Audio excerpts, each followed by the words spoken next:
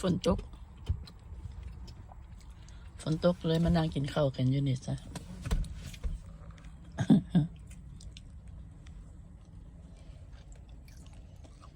พอดีได้มานั่งนอนเบิ่งฝนตกหลังจากกินข้าวแล้วฝนก็ยังบ่เซาตกเพราะว่าสิพากันมาย่างว่าซั่นมาฮอดพี่แล้วฝนแล้วตกก็เลยกินข้าวกันเรียบร้อยแล้วก็วันนี้ก็นอนซั่นต่อบัดนี้ พักพร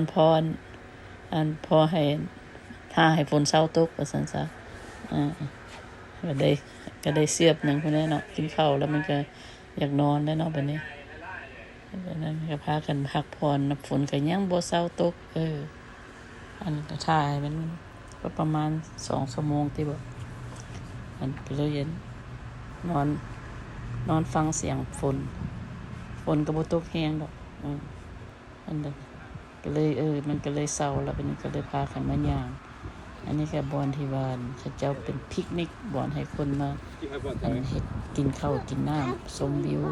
ทะเลพวกเจ้าอันทางนี้ก็ทางยางลงไปทะเลก็มาฮอดลงทะเลกันละคนก็บ่หลายเพราะว่ามันฝนตกนี่เนาะคนก็มาย่างคือกันแต่ว่าก็บ่หลายก็ดีเอามีเท่านี้แหละมาให้มาเบิ่งกันมื้อนี้